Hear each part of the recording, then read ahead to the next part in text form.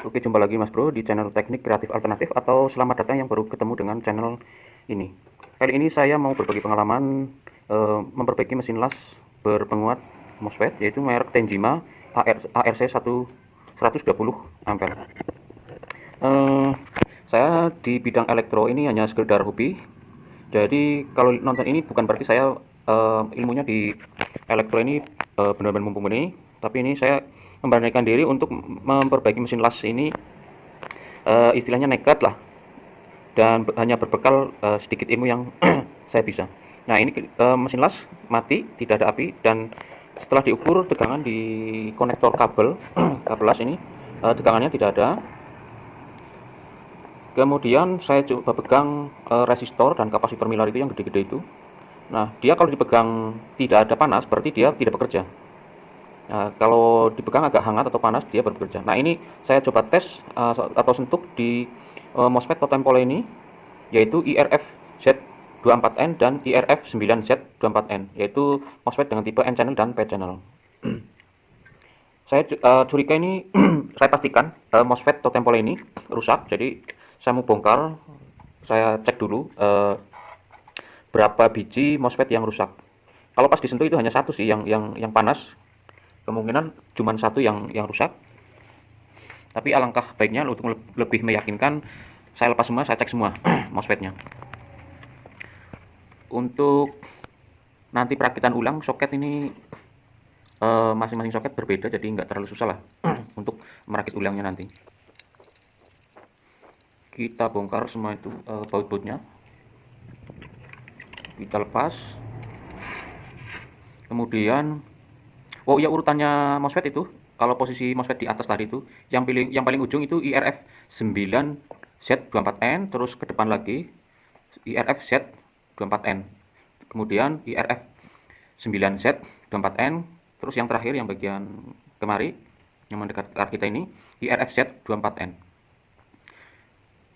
Ini cara saya untuk melepas MOSFET karena ini PCB-nya double layer, jadi masing-masing kaki MOSFET ini saya kasih timah semua agar panasnya solder menyebar ke ketiga kaki MOSFET, jadi gampang dilepas.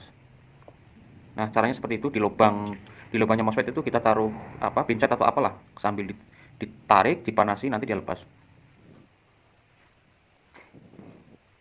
Tapi agar lebih mudah juga, ini kita harus ada alat yang namanya apa ini ya, untuk penyedot timah lah, supaya lubang kaki komponennya ini bisa tembus, karena kalau tidak pakai penyedot timah nanti di lubangnya tetap rapet. Nah, itu di lubangnya masukkan besi atau pinset kalau ada. Nah, kalau pinsetnya diangkat ke atas karena bagian depannya terganjal, nanti kan dia pas di ujungnya itu ketarik ke bawah. Sambil dipanasin, meleleh semua timahnya, nanti dia lepas. Ini kebetulan kerusakannya tidak terlalu berat, jadi apa, kali ini saya menservisnya berhasil, atau mesin las ini bisa berfungsi kembali. Saya hanya berbekal nekat saja ini, karena elektro hanya hobi, jadi ilmu saya belum terlalu mumpuni lah. Cuman untuk power supply switching, ini kata masuk power supply switching, saya agak sedikit tahu bagian-bagiannya, terus nama komponen. Nah, kemudian ini cara pengetesan. Pengetesan ini yang MOSFET N channel, probe yang hitam itu harus di bagian kanan itu. Nah, kalau probe hitam di paling kanan tadi dan probe merah di paling kiri, jarum tester tidak jalan. Kalau probe merahnya di tengah jalan, itu tandanya bagus. Kalau dibalik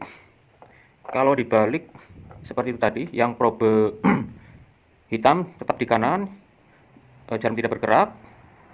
Nah, kalau yang ini, yang bagian rusak ini, dia kalau di tester bolak-balik jarumnya jalan bergerak, berarti dia rusak. Nah, ini masih MOSFET yang N channel.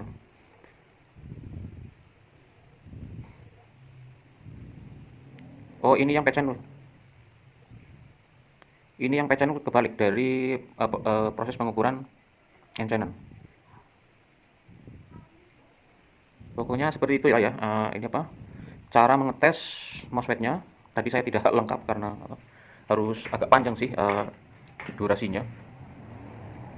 Atau kalau misalnya masih bingung, banyaklah di YouTube cara mengecek MOSFET, cara mengecek IPGBT itu banyak tutorialnya. Atau mungkin nanti saya coba buatkan videonya khusus cara mengetes MOSFET atau IGBT.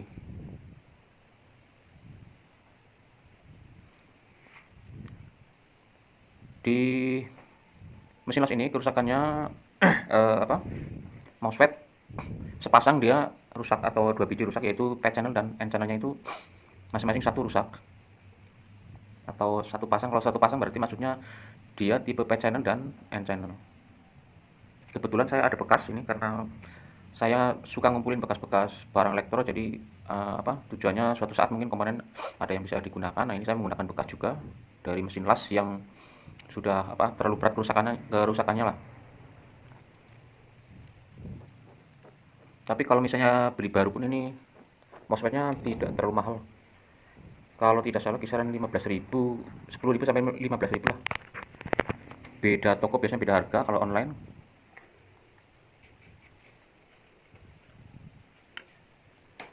Nah, ini lubang-lubang komponennya ini sudah disedot pakai penyedot agar timahnya dari lubangnya itu terlepas. Jadi untuk proses pemasangan MOSFET-nya ulang ini lebih gampang. Nah, ini yang pertama, yang paling ujung ini yang P channel IRF 9Z24N. Kemudian yang N channel IRFZ24N. Kemudian yang ketiga P channel lagi IRF 9Z24N. Kemudian yang terakhir N channel IRFZ24N.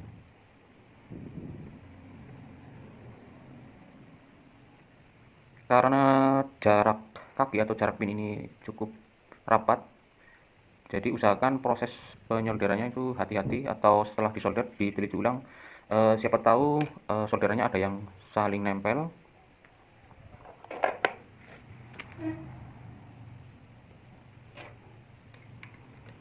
Ya, ini semoga pengalaman saya menservis mesin las ini bisa bermanfaat buat Mas Bro yang seperti saya lah, elektro hanya sekedar hobi.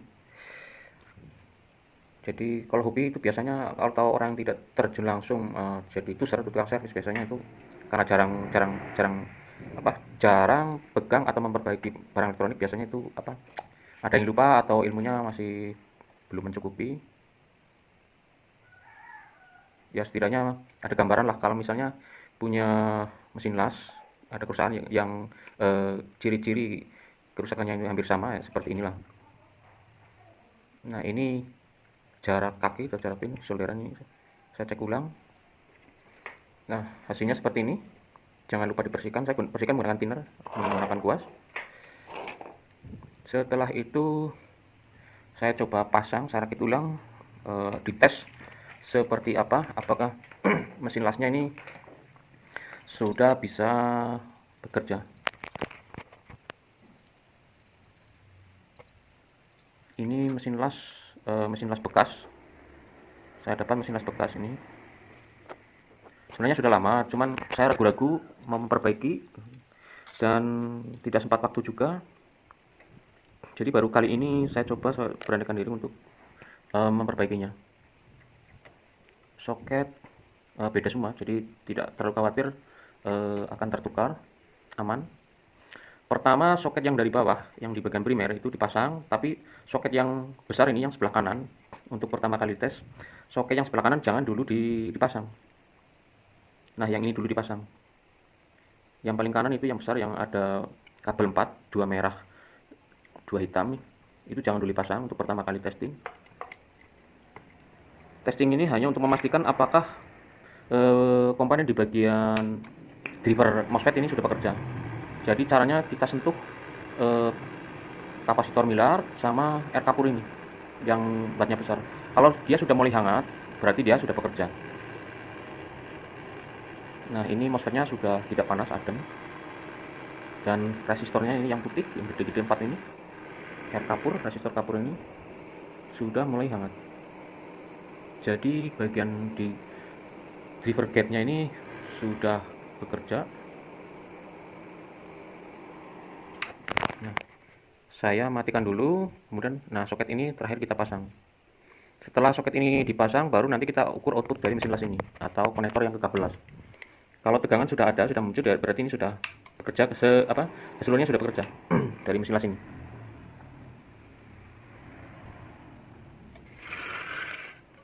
Oke, kita ukur outputnya dengan skala DC meter.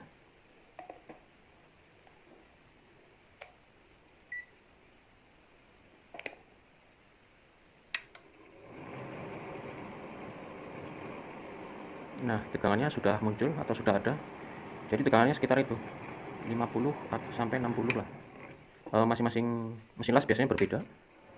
Kemudian saya tes ini pengatur ampere masih di posisi minimal, mentok ke kiri. Nah, sudah ada apinya ini. Ini pengetesannya untuk pengatur ampernya itu bertahap lah ya. Mulai dari 10 ampere atau mentok paling kiri, 20, 50 dan seterusnya sampai posisi maksimal. Nah, ini sepertinya ini bukan sepertinya lagi nih. Apinya di posisi pengatur ampere gede tapi apinya masih kurang gede nih. Masih kurang loss, kurang besar. Terpaksa ini saya cek ulang. Saya cek ulang komponen ada yang rusak lagi atau tidak. Nah, ini posisi potensial sudah mentok kanan ini, tapi apinya masih kecil. Masih seperti api di setelan sekitar di bawah 50 ampere. Nah, ini setelah saya tes, saya cek ulang ini, ada kapasitor Miller yang pecah atau meletus. Tapi bukan meletus seperti kayak petasan, bukan. Bagian dalamnya itu ada yang meleleh dan keluar asap. Ini saya lepas. Nilainya kodenya atau nilainya itu 2475K.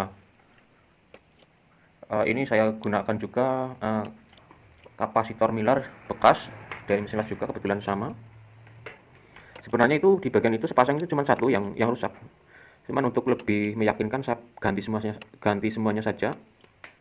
Daripada nanti diganti cuma satu, yang satu rusak lagi. Daripada 2 kali kerja, sekalian saya ganti saja. Tapi yang masih bagus tadi itu tetap saya simpan, suatu saat barangkali suatu saat bisa digunakan ulang. Karena ini PCB 2 layer, jadi untuk membersihkan timah di lubang pin harus menggunakan alat penyedot timah ini.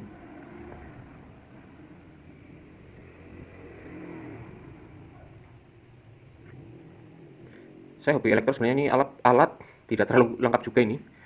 Kepengen melengkapi alat tapi belum ada dana untuk situ. Jadi ya karena saya tidak terima servis barang elektro, jadi ya sekedar hobi, jadi ilmunya ya hanya untuk kepentingan pribadi lah, hobi saja. Nah, itu yang ada bagian dalamnya keluar, itu yang rusak, yang satunya masih bagus. Sekarang kita tes potensio, posisi masih mentok ke sebelah kiri ya, kurang lebih 10 ampere. Kemudian saya setel bertahap, putar ke kanan sedikit demi sedikit sambil dilihat perubahan apinya. Nah, ini masih sekitar 40 ampere. Nah, ini 50 ampere. Nah, ini hampir mendekati maksimal. Nah, apinya semakin besar. Jadi mesin lasnya ini sudah menurut saya sudah 95% berfungsi dengan baik. Tidak ada kendala. Oke, begitu saja ya Mas Bro. Semoga video ini bisa bermanfaat. Sekian dan terima kasih Mas Bro.